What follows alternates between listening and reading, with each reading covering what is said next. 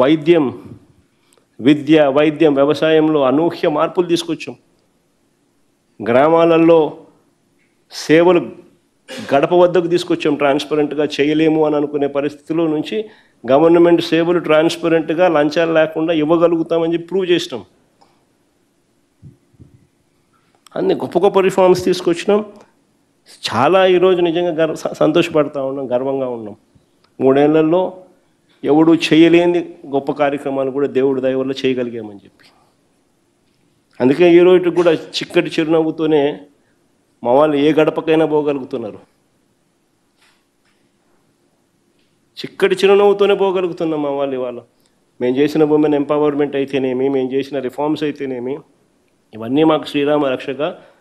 ఈరోజు ప్రజలు గొప్పగా మమ్మల్ని రిసీవ్ చేసుకునే పరిస్థితి, ఈరోజు గొప్పగా మేము పరిపాలన చేయగలిగినాము అని చెప్పి కూడా చెప్పగలుగుతా ఉన్నాం. 3వ టాపిక్ పోదాం. ఉద్యోగులకు సంబంధించిన సమస్యలు, ఉద్యోగులకు సంబంధించిన విషయాల మీద చంద్రబాబు నాయుడు కుప్పిగొంతులు, పిల్లి మొగ్గలు. నాని నాకన్నా బాగా మాట్లాడతారు. చంద్రబాబు గారి ప్రచారం నిజంగా ఎలా ఉంటుందంటే, ఉద్యోగులకు ఇచ్చిన డిఏనే ఒక చిన్న example.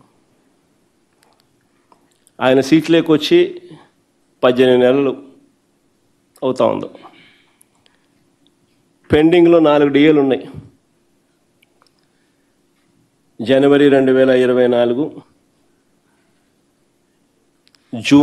July 2024, December 2024,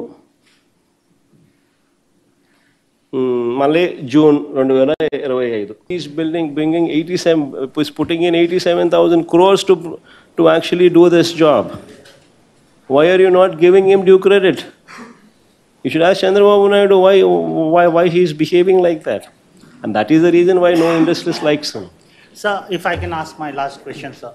2 incidents, sir. One shocking incident in Thuni, where one minor girl faced sexual harassment. In fact, a case was booked and accused died in police custody. If I can get a reaction from your party side, your side. And second incident in Tadepatri, sir, their local TDP leader, in fact, he comes out in public, threatens one IPS officer. On that, both the issue, if you can react. See, the most important thing is, why you should ask the question, why are these things happening? Why is a girl, a school-going child, why is she harassed? You should ask this question. And you should also ask this question, why is it that the TDP leader is threatening an IPS officer as well? Because the rule of law in Andhra Pradesh is political governance. That is the fundamental problem with this Telugu Desam Party government. The moment you speak of political governance, then that means you are cutting off the teeth underneath the police. The police are no longer police. The police are mere spectators. And that is the reason why governance has taken a beating. So one last one, sir. I don't know how comfortable telling you this thing. Last time the assembly issue in Tarvata, so Chiranjeevi garu oka press issue release chesaru anamata. So no one insulted me. In fact, I'm meeting Jagan ani. So Jagan garu nannu insult cheyaledani cheppesi Chiranjeevi garu on record he released a press statement. So ఆ తర్వాత పవన్ కళ్యాణ్ గారు దీన్ని చాలా highlight చేశారు, మా అన్నని అవమానించారని చెప్పేసి entire film industry was complete against you. Anything to tell about this? ఏం జరిగింది ఆ రోజు? So what made the completely portraying you in wrong way? పని పాట లేని కాన్వర్జేషన్ను బాలకృష్ణ అనే వ్యక్తి తీసుకొచ్చినాడు అసెంబ్లీలో. అసలు ఆయన మాట్లాడాల్సింది ఏంది?